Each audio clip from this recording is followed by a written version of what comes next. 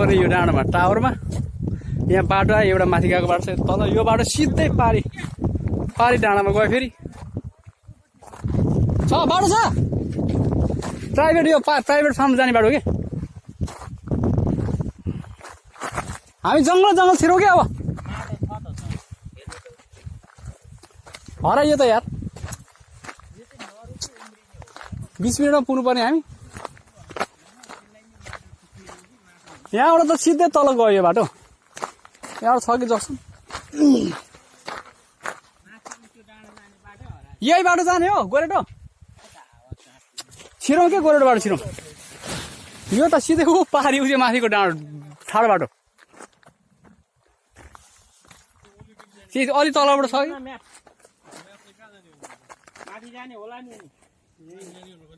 मिस्टिल hill भने हेर्न मैले भने होइन गर्मी जाने।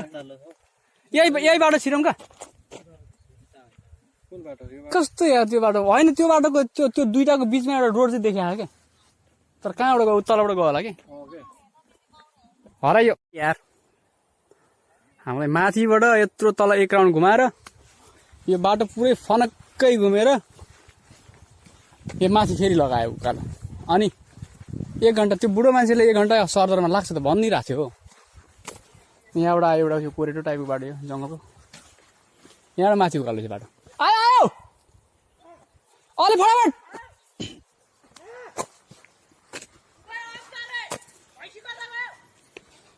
भैँसी गयो गयो। अब बाटो भेट्यो, अब पुगिन्छ सायद।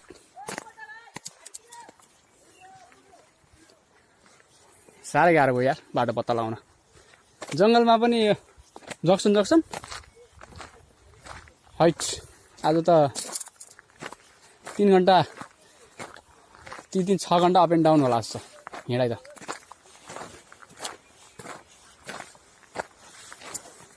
यो फेरि यहाँ कस्तो खालको यो रुख हो यो,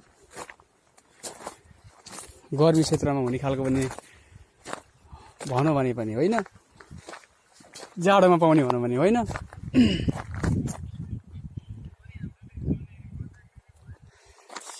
साथीहरू टोली बढ्दैछ अगाडि। सबैजनाको टार्गेट डाँडामा पुग्ने हो। डाँडामा त्यहाँ एउटा एन्सियन्ट प्लेस पनि रहेछ। हाम्रो पृथ्वीनारायण शाहले गोर्खा दरबार के हो के भुरभुर गर्छ यहाँ तर्साउँछ त भालु आयो क्या हो। भालु पाउँछ भन्छ यता छ्यास अरू त पाउँदैन अरे, वन्यजन्तु भालु पाउँछ अरे। यो बाटो फेरि तलतिर गयो। यो बाटोले हाम्रो धोका दिला जस्तो यार। त्यो माथि एउटा देखिएको छ बाटो चाहिँ।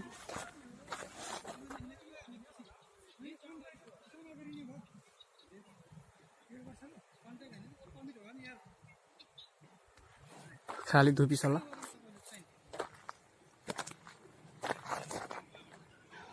फनी घुमेछ यो बाटो त फेरि तलतिर लाग्यो। कति बेला माथि पुग्ने हो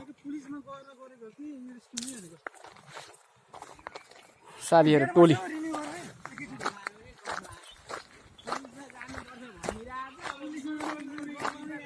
हामी फनी घुमेर बल्ल त्यो तलबाट आएको मेन बाटो यहाँ जक्सन भेट्यो है। हाम्रो टार्गेट बिस्तारै मिट हुन थालेको छ, डेस्टिनेसन टार्गेट यताबाट आएको बाटो रहेछ यो बाटो। अब यी तलबाट आयो अरे पिछबाट। अब हामी यता माथि लाग्छौँ बल्ल त्यो माथि। अब हाम्रो अझै 25 मिनट लाग्ने सम्भावना छ। यो बाटो रहेछ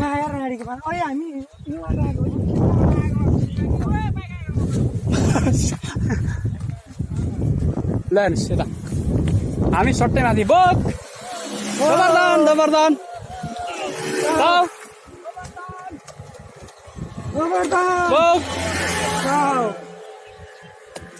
चाउ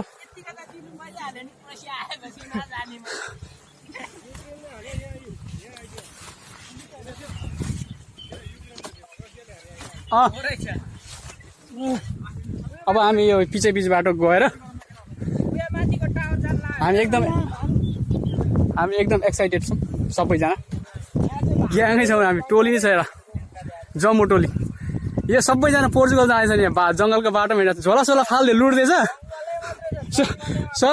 सर्बियाको बोर्डरमा लुटेछ झोलादी सबै सबजना यो अब यो अब आज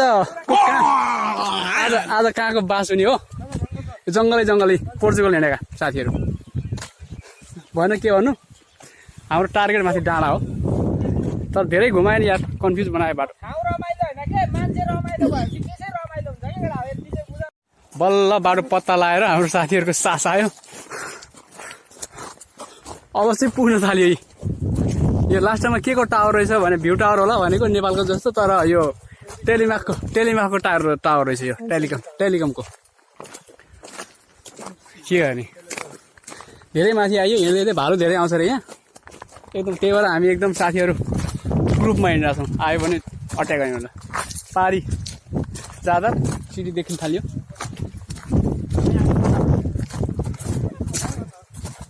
माथिको डाँडा उयो गएर छिराउँछ नि हामी त त्यो गरेर छिराउँछ नि हामी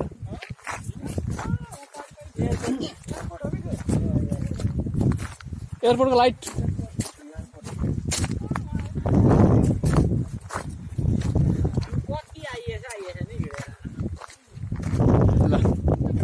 अब लगभग हामी यहाँ अब पुग्न थाल्यो डाँडामा हाम्रो आजको यात्रा चाहिँ यही डाँडासम्म भनेर हिँड्यो हो त्यहाँनिर एउटा एकदम पुरानो ठाउँ छ ए जाउँ छिटो ढिलाउँछ बेलुका रात पर्छ फेरि यतातिर चाहिँ यो स्पेसल भालु पाउँछ अरे यतातिर चाहिँ अरू चाहिँ जीव जन्तु त्यस्तो हुन्न अरे वन्यजन्तु भालु पाउँछ अरे यो भालुको यो साइन पैतालाको साइन यस्तो छ यो जङ्गल भालु बस्ने जङ्गल जस्तो छ सानो सानो भयो खाना जङ्गल होइन तल भालु खेल्ने ठाउँ चाहिँ छ यस्तो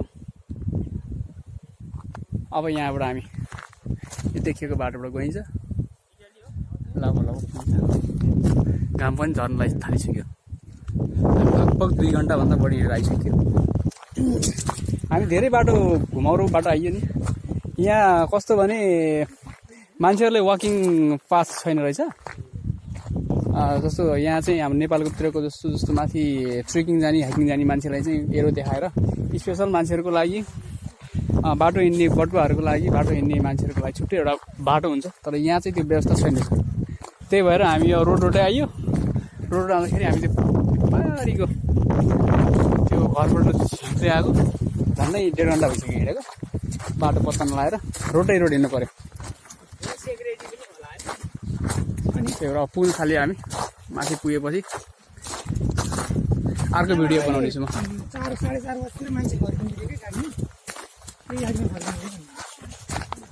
कहाँबाट कसले भन्यो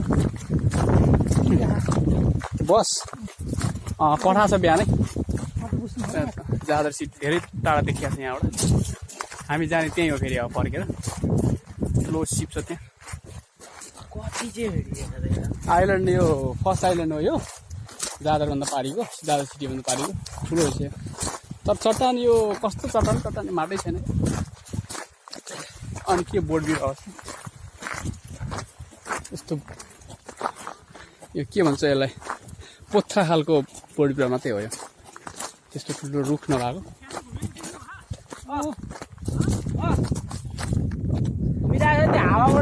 त्यो ऊ हो के त्यो टावर भनेको त्यो एयरपोर्टको टावर होइन त्यो विन्ड इलेक्ट्रिसिटी हो क्या विन्डबाट चाहिँ फ्यान घुमाएर इलेक्ट्रिसिटी निकालेको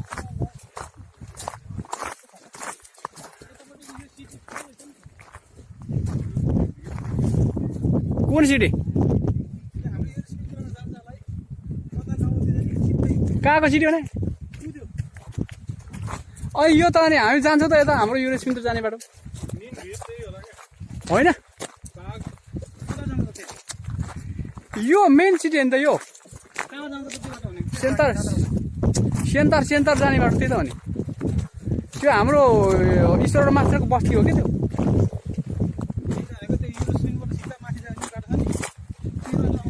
के त्यही हो त्यो सिटी सेन्टरबाट जाने बाटो त त्यहीँ डिग्लोमा गएर पुग्यो त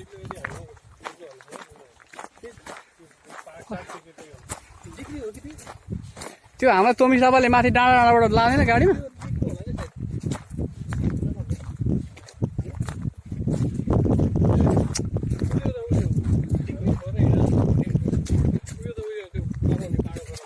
त्यही त नि मैले भनेको सेन्टर भनेको यो कर्नर हो के त्यो light light light light light भएको त्यहाँ यता त्यही सिटी हो नि त त्यो त्यही सिटी हो क्या त्यो हाम्रो यो रेस्टुरेन्ट त अझै त्यहाँबाट माथि हो नि अगाडि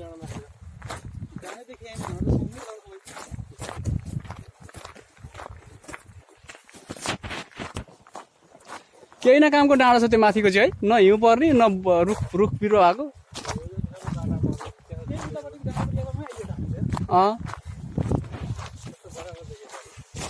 हिँडिरहेको छ अब माथि पुगेर अहिले त यही टावरको फेदैमा आइयो त